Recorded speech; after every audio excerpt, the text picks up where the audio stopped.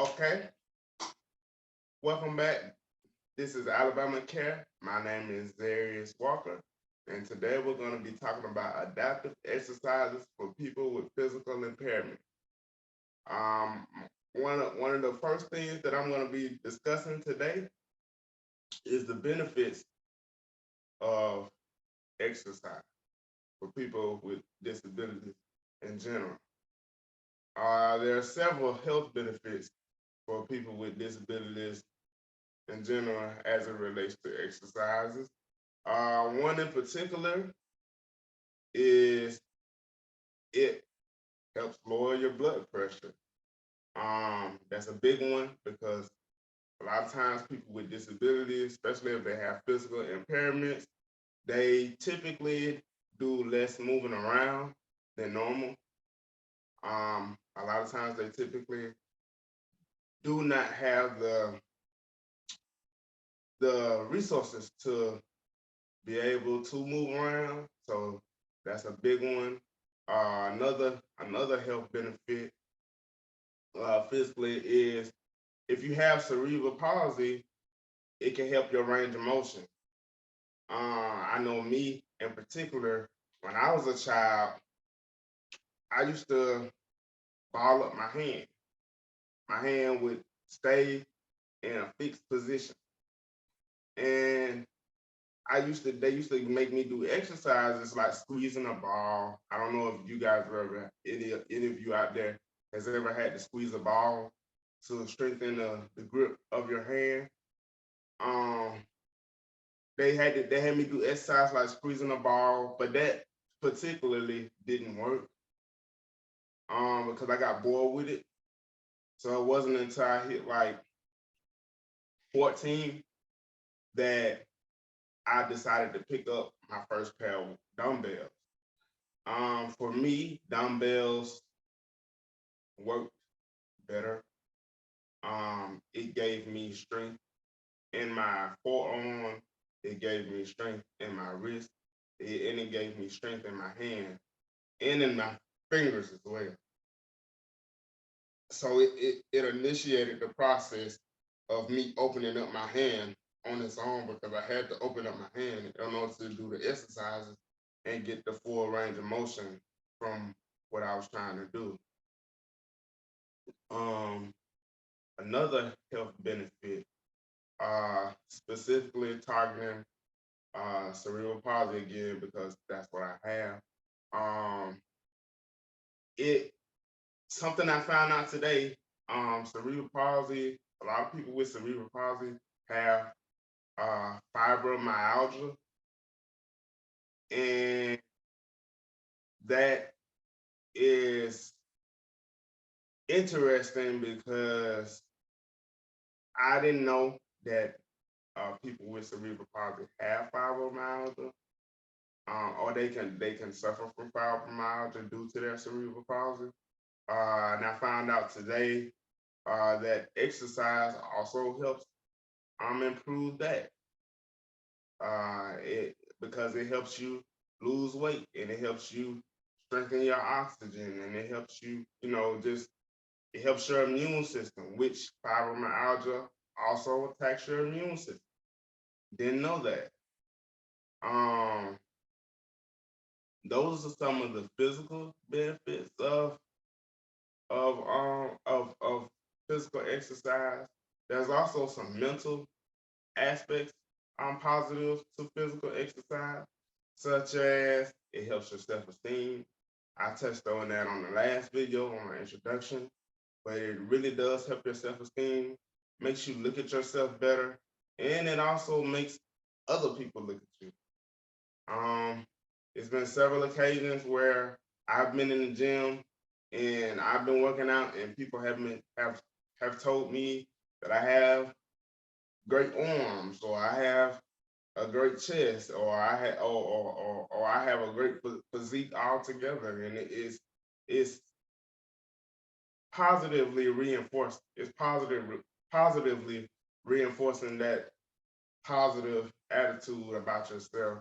Because before I started working out, I didn't really have it.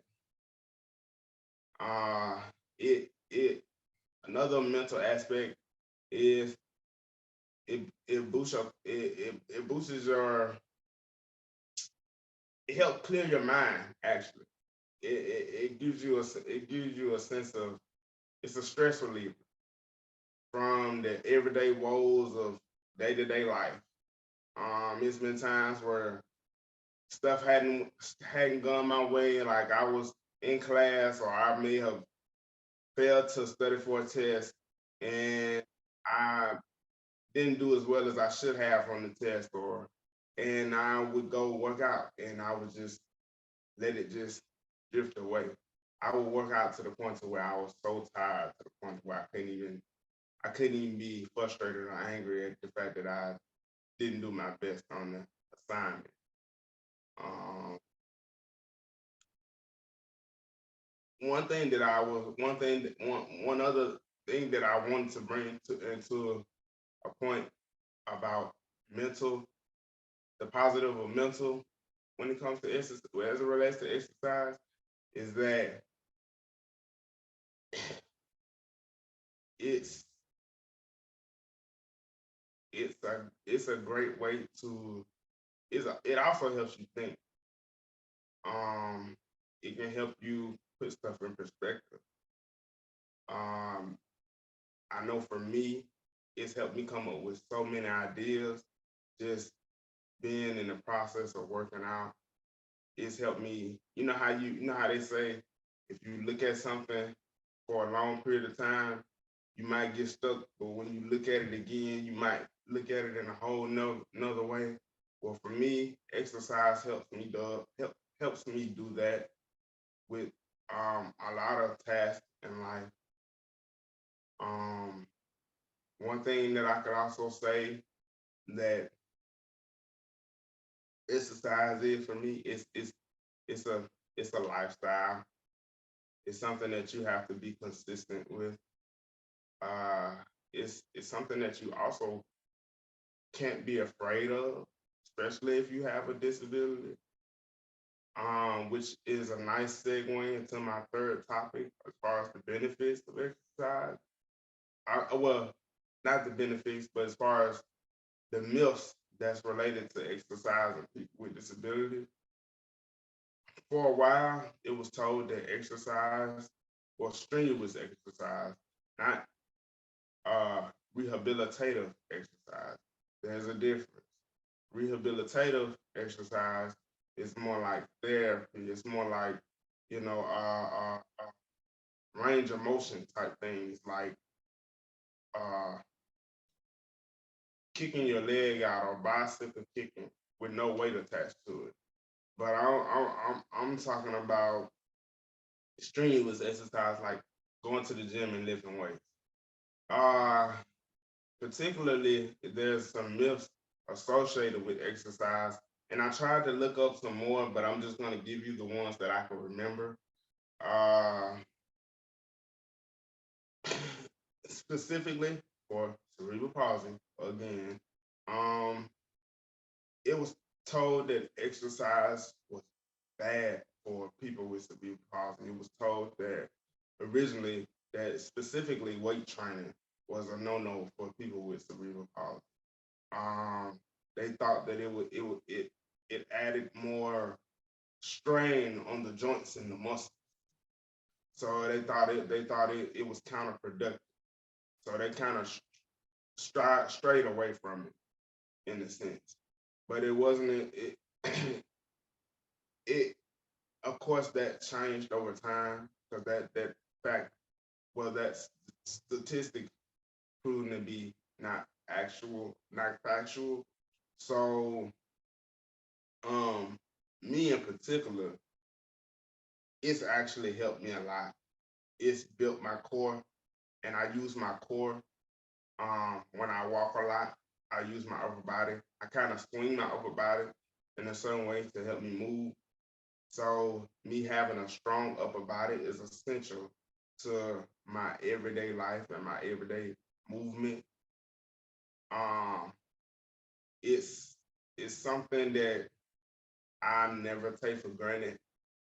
I'm gonna be honest. I'm not going to sit here and try to fabricate like I'm just this, oh, I love going to the gym every day. That's not true. I I have my days just like everybody else where I just be like, oh, I don't feel like going today. But when you think about it, um, the days where you don't feel like going are more than likely the days where you should go, and those are more than likely the days where you get the most out of it. Uh, and I'm not just going to sit here and talk the whole time. I'm actually going to, at some point during this podcast, I'm going to demonstrate a small exercise routine that I use for myself, and I hope that someone else can take it and modify it to their own needs as well. I typically start with I start with something like uh I may start with push-ups. Uh, uh, I may start with push-ups, and I may do 10 push-ups in the beginning just to warm my body up. And then once I get through with those 10, I may I may I'll grab a exercise man, and what I do is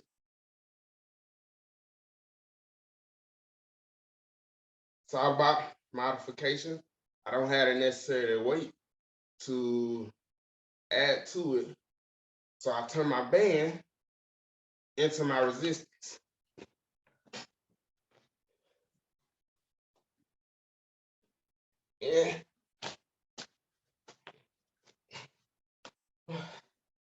And I do push-ups with the band. And I do 10 with the band.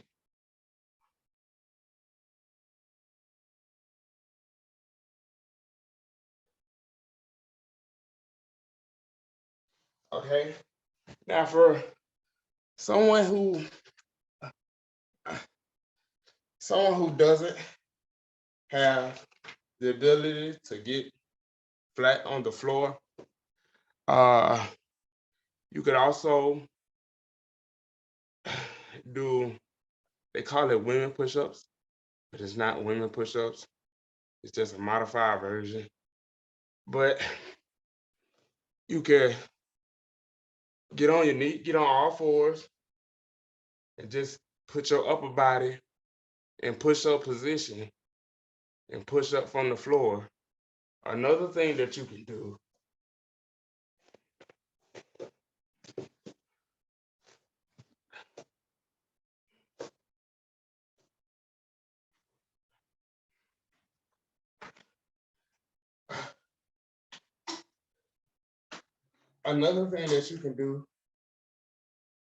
is you can do seated dips from the floor.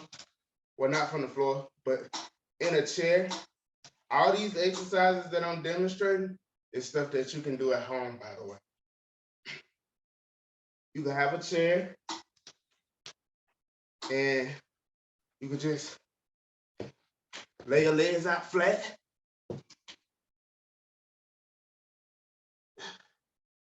and go down as far as you can and push yourself back up. And that works your shoulders, your triceps, and your biceps. Um, Typically, as far as a number goes, I typically do 3 sets of 10 on each exercise with a I'll say a minute and 30 in between for rest. My exercise regimen typically lasts for an hour, but it's never the same. So for 1 week, I'll pick 3 exercises and I'll do those exercises for a week. The next week, I'll pick 3 more exercises and I'll do those exercises for that week, and so forth and so forth. What that does is that ensures that my body doesn't plateau. That also ensures that I don't get bored with exercises, because that's the one main thing about exercising in general. People get bored with exercise because they don't know how to change it up. And it's the same with people with disabilities. If I'm just doing curls all the time, yeah, my arm gonna look great, but I'm gonna get bored with it, and eventually I'm gonna stop doing it. Because a lot of people don't realize exercise is as much as a mental thing as it is a physical thing.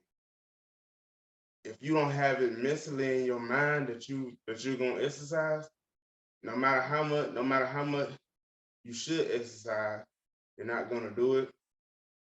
And to be truthful, it's kind of ironic for me to be talking about exercise, because when I was younger, much younger, you couldn't pay me to do exercise.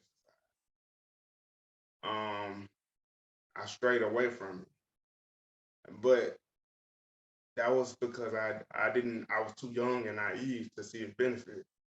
Um, the the the younger you start, the better off you'll be if you have when you get older, because of exercises, especially if you have a disability. Because I can't tell you where I would be if I didn't have the determination to work out like I had. I probably wouldn't be talking to you right now. What to expect when you're working out, and what to expect from your body. Um, your body's gonna be sore. Typically, within them first couple of days, that first week, I would say it's gonna be your hardest week, because it's gonna be a lot of aches and pains that your body goes through that you're not used to, because then it hasn't been used to using those muscles. Either it hasn't used those muscles before, or it hasn't used those muscles in a while. So they're really sore. Um, Typically, what I do when my body is really sore, I do a lot of stretches. Um, I may I may do some arm stretches if my arm is sore. This stretch in particular is very vital for me because it stretches my shoulders, and I use my shoulders a lot because of my wheelchairs and having to push and having to do majority of everything with my upper body. So this stretch right here is very, very essential to my everyday life. Um, this stretch right here uh, is also essential because my bicep and my right arm has my cerebral palsy, and this allows for the pressure between my my bicep and my forearm to release. It releases the pressure, and if you pay close attention to it, my arm actually slides down. My muscle in my arm actually slides down. The more I keep doing this, so this one is essential. Uh, as far as the legs go, for people who have mobility in their legs or slight mobility in their legs, I'm gonna be honest. It's sometimes the only thing you can do is strengthen the muscles around around a specific area of weakness in your legs, like me, for instance, I'm not going to sit here and say exercise is going to cure my cerebral palsy. I'm not going to sit here and say exercise is a cure all, because it's not. It's just a means. It's just a means of making things that otherwise would be difficult a little bit easier. Um, but as far as lower body, uh, you can do. There's a number of stretches you can do. Like, let's see.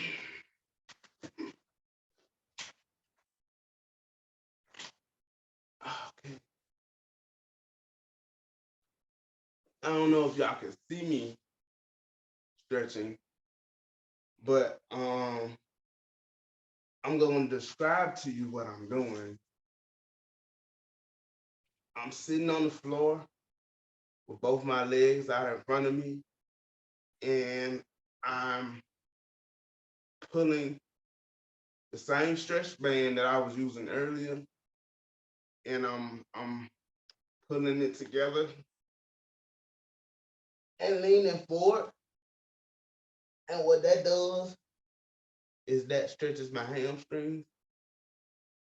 And because I have cerebral palsy, my hamstrings are extremely tight. So I have to stretch them and work on them on a day-to-day basis.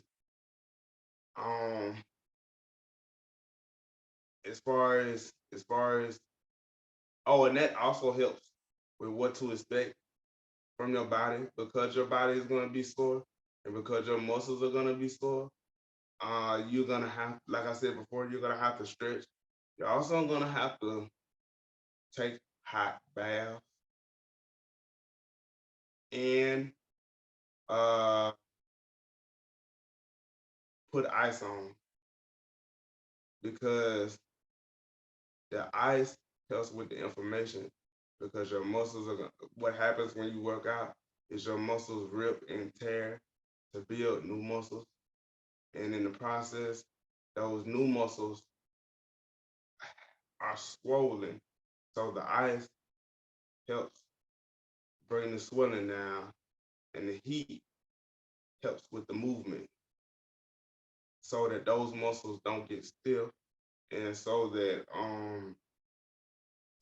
you can still have full range of motion after those muscles get done healing. Um, also increase also among the things to expect, increasing appetite. And this goes for whether you have a physical disability or not. This is just a human nature thing. If you're working out, the more you work out, the more calories you burn. So the more you're gonna have to replenish your body of the nutrients that it loses. Uh, so what I would say, if you do decide to work out, just keep in mind that you're gonna be extra hungry. You're gonna be way more hungrier than what you normally would be. So just be prepared for that. Have my suggestion, before you work out. Well, no, after you work out, get you a smoothie, maybe a Snickers, something that will replenish the sugar that you've been lost. And after and before you work out, you can do a banana. That way you'll have energy. That way you'll have energy to complete the rest of your workout, because you're gonna get fatigued. Uh, let's see. Um, does anybody have any questions?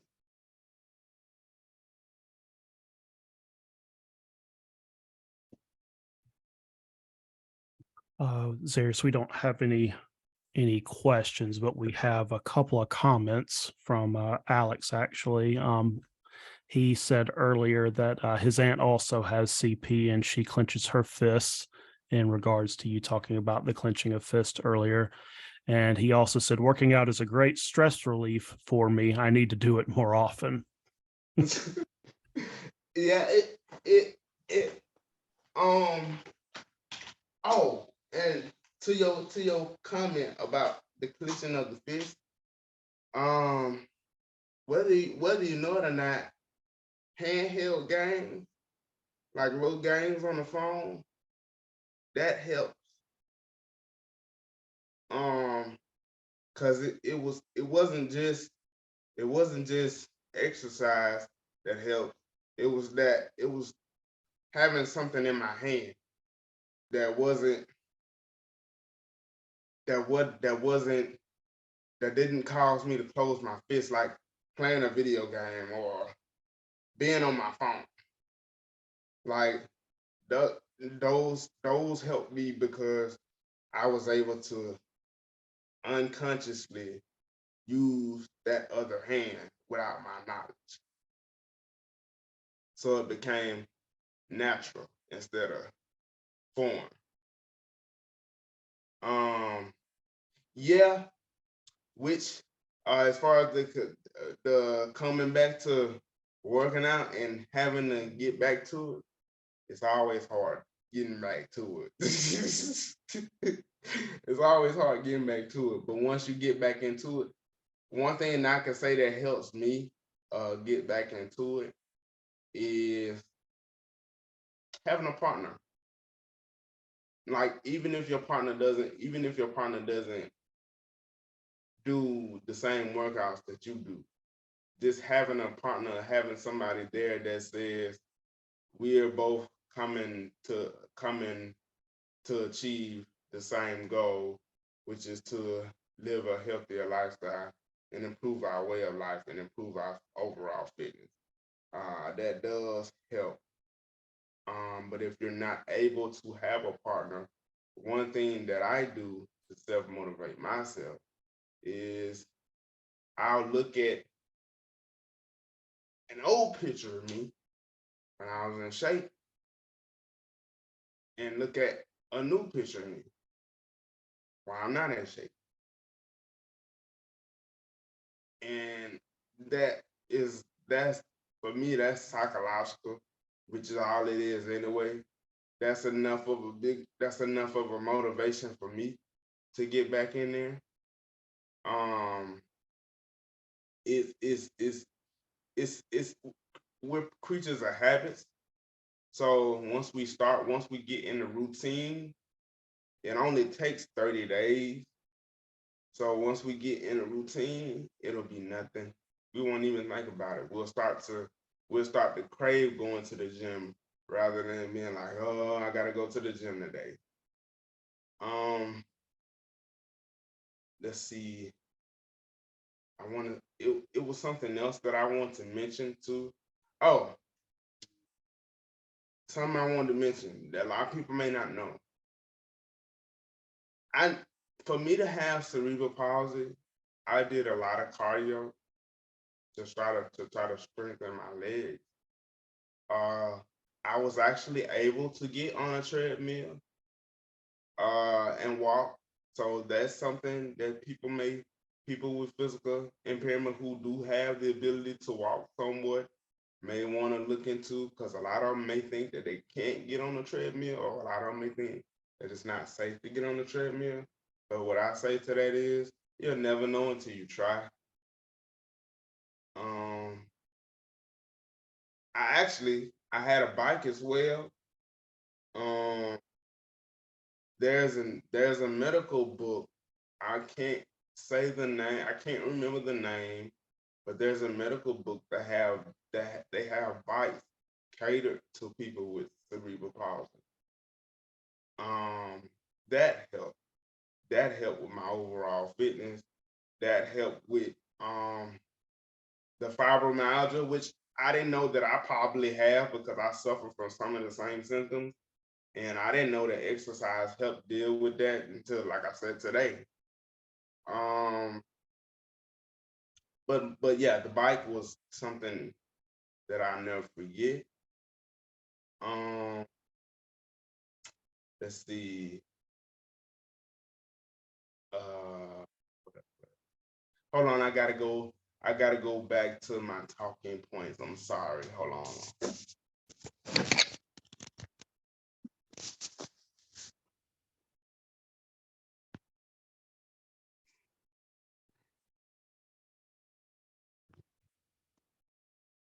Oh, okay.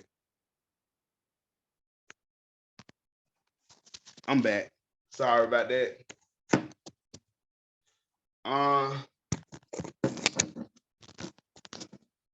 So I guess now I'm gonna show you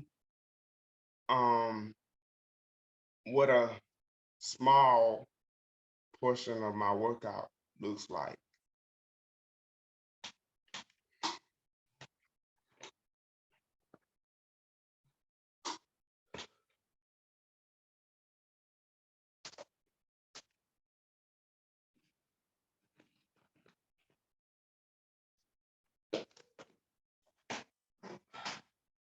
I always start out with the dumbbells first.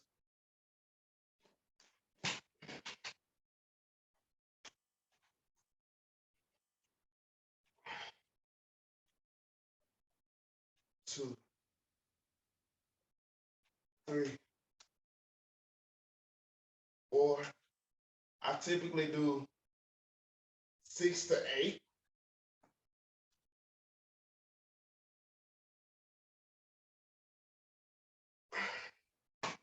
And then I'll rotate my arm. Unfortunately, this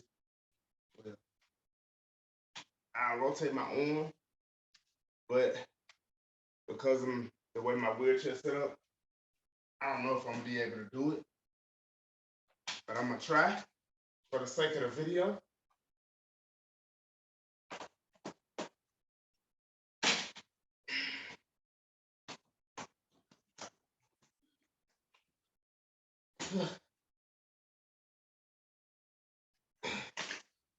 Yeah. Now, when it comes to, oh, that's something I forgot to mention.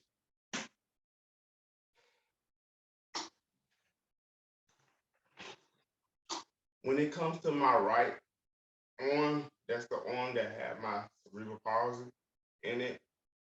So it may look a little wonky as far as my form, but that's something I can't help because of my physical disability. But I still get the range of motion. I just get it in a modified way. Um,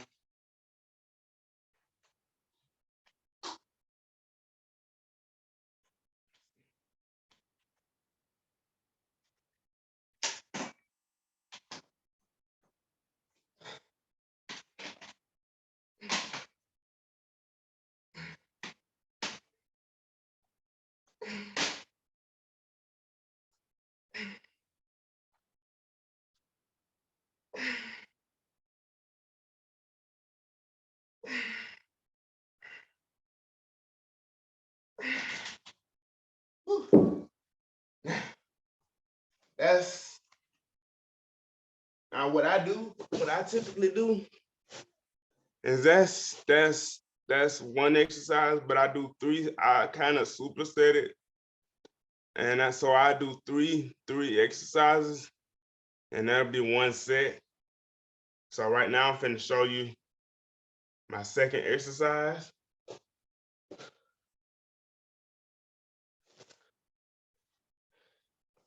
And believe it or not, it happens to be my upside down push-ups. So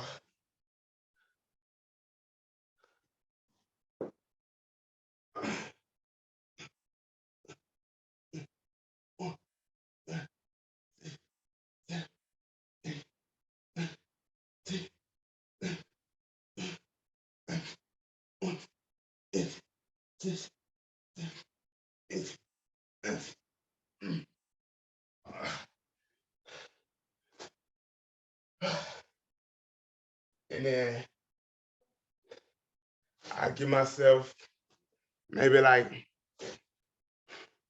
30 seconds in between each exercise. Just long enough to catch my breath. And then I segue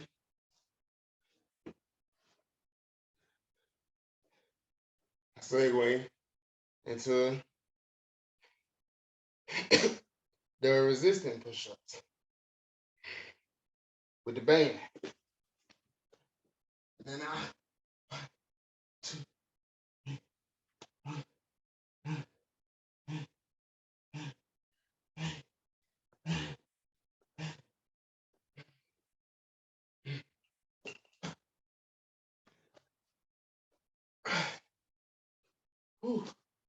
okay. And last, I know I said 3, but I forgot 1. And last but not least, I do an ab workout.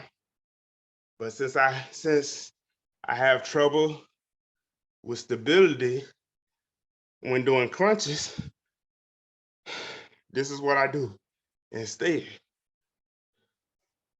Instead of me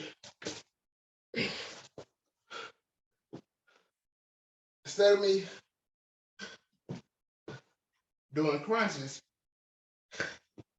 I just lay flat and I do leg raises.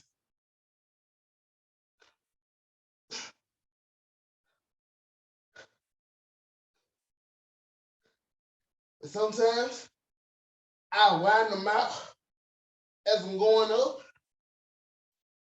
to let you know a little secret. That's to get that V cut that a lot of people be asking about.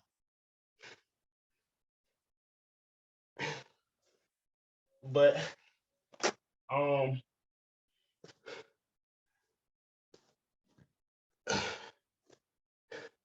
also,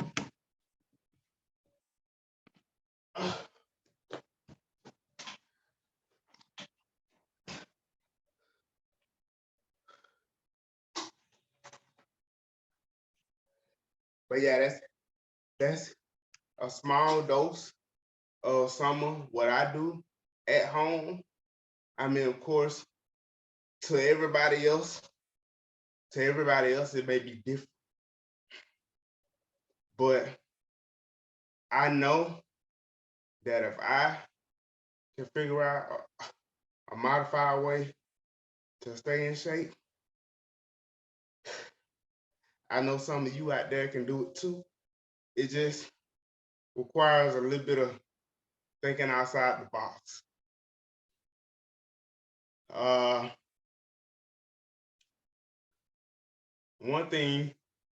One of the last key points that I want to touch on is about staying consistent and how you keep yourself motivated. Well, I already touched on a little bit of the motivation, but as far as the staying consistent, this is my point. This is my suggestion on how you stay consistent. You give yourself a goal to reach at the end of however you want to work out. You give yourself a goal. So if you say, well, next month I'm gonna start working out. Okay.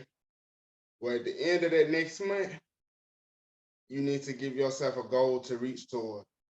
That'll keep you internally motivated, so you won't have to keep going back to the well trying to keep yourself motivated.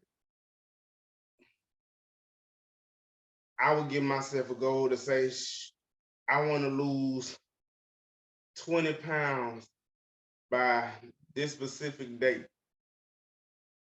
So that's my enforcement to keep going to the gym because I want to lose 20 pounds. Or for a woman, you may want to fit into a dress. or you may want to wear a certain size pants. That's a way to keep yourself motivated. It's all kind of psychological ways that a person could keep themselves motivated. For me, for anybody that want to know how I kept myself motivated, um, I just wanted to turn my weakness into a strength. That's as simple as I can put it.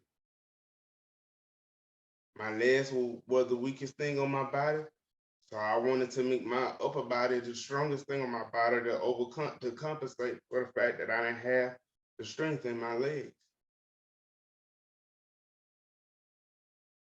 Uh, do we have any more comments, questions? We do not. Okay. Um, let's see. As far also rest is very important. Recovery is super important because it gives your body time to regenerate. Because as I stated earlier on in the podcast, your muscles tend to rip and tear when you work out. So give yourself, they typically say give yourself 2 days of rest after a big workout. But I would say that varies on the person. It just depends on the level of fitness that you're at because everybody has different levels. What works for you may not work for me. Um, but I typically give myself a day of rest where I do absolutely nothing. And when I mean absolutely nothing, I mean nothing because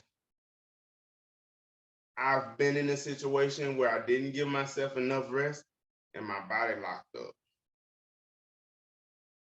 One thing you got to remember too about exercise is that your body is going to let you know when it's had enough. Your body is going to let you know when it's time for you to rest. So the best thing for you to do is to do it before your body tell you to, because you're not going to like when your body tells you to. um, let's see. Uh,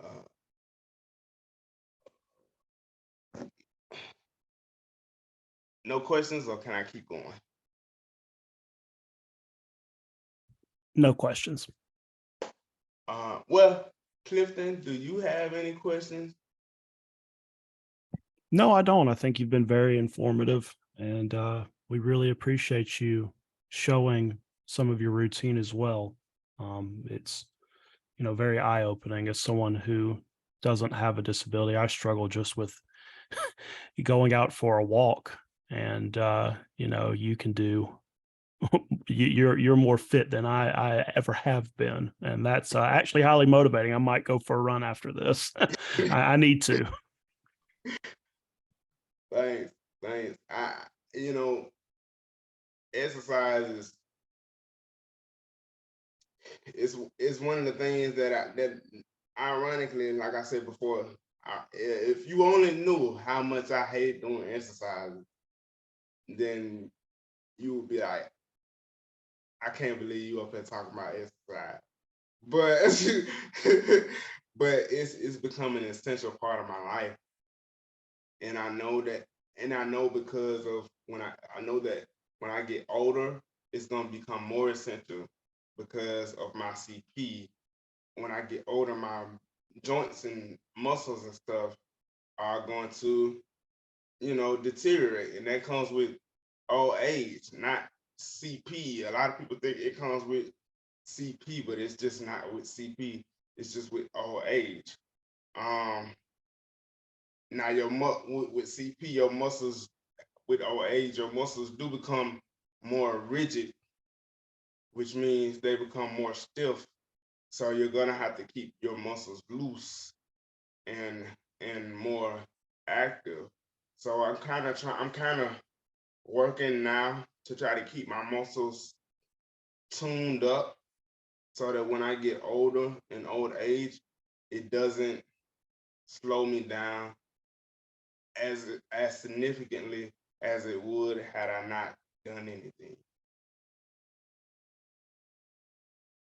Um, I really do appreciate the beauty of exercise because it took me a long time to get here. Um, I could go on and on and on about what exercise has done for me. Um, but I don't want it to just do for me. I want it to do for other people, especially people that's similar to me. And you don't even have to be similar to me, but just other people in general, because there's beauty in fitness, and it's not just the physical. It's the emotional, it's the mental. Um, you have to have a fit mind and a fit spirit in order to have a fit body. Um, is there any more questions? Alex said, "Great job, Zarius." Tell him I said thank you. This has been Alabama Care. And once again, my name is Zarius Walker, and I'm gonna be back again. And I look forward to seeing you guys next time.